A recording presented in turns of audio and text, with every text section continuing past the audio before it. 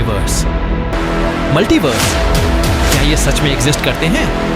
अगर हाँ, तो शायद तुम्हारे अनगिनत वर्जन्स अलग अलग रियलिटीज में जी रहे हैं। लेकिन इस सवाल का जवाब ढूंढने के लिए हमें टाइम में पीछे जाना होगा।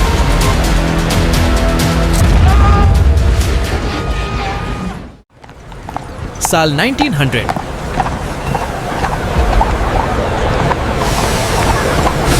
जब फिजिसिस्ट्स पहली बार क्वांटम मैकेनिक्स को समझ रहे थे, आइंस्टाइन, प्लैंक, श्रोडिंगर, ये सब ब्रिलियंट माइंड्स एक साथ नई थ्योरी डेवलप कर रहे थे और ये थ्योरी रिमार्केबली वेल काम कर रही थी। The quantum entanglement should stabilize.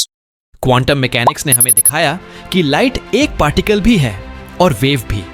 ये एक रेवोल्यूशनरी आइडिया था जिससे उस वक्त के फिजिक्स के बहुत से प्रॉब्लम सॉल्व होने लगे। लेकिन एक प्रॉब्लम थी और वो प्रॉब्लम सबके दिमाग में अटकी हुई थी। अगर क्वांटम मैकेनिक्स इतनी सक्सेसफुल है तो क्या इसका मतलब है कि रियलिटी खुद हमारी सोच से कहीं ज्यादा अजीब है? क्वांटम वर्ल्ड में पार्टिकल्स बिहेव करते हैं वेव्स की तरह, जो हर जगह फैली होती हैं। लेकिन जैसे ही हम मेजरमेंट करते हैं, वो वेव अचानक कोलैप्स हो जाती है और पार्टिकल एक जगह दिखाई देता है। इसको कहते हैं वेव फंक्शन कोलैप्स। लेकिन असली सवाल था, ये कोलैप्स होता क्यों है? क्या यूनिवर्स खुद डिसाइड करता है पार्टिकल कहां होगा, या फिर कुछ और एक्सप्लेनेशन है? श्रोडिंगर ने इस मिस्ट्री को समझाने के लिए एक थॉट एक्सपेरिमेंट दिया, the cat in the box. एक बंद डिब्बे में एक बिल्ली रखी गई है, रेडियो एक्टिव एटम और पॉइजन के साथ। एटम डिके करेगा या नहीं, ये प्योर चांस पर डिपेंड करता है। क्वांटम मैकेनिक्स कहता है कि जब तक बॉक्स खोला नहीं जाता, बिल्ली दोनों स्टेट्स में एग्जिस्ट करती है, जिंदा भी और मरी हुई भी। लेकिन साल 1947 में ह्यू एवरेट ने एक और बोल्ड आइडिया दिया, मैनी वर्ल्ड्स इंटरप्रिटेशन।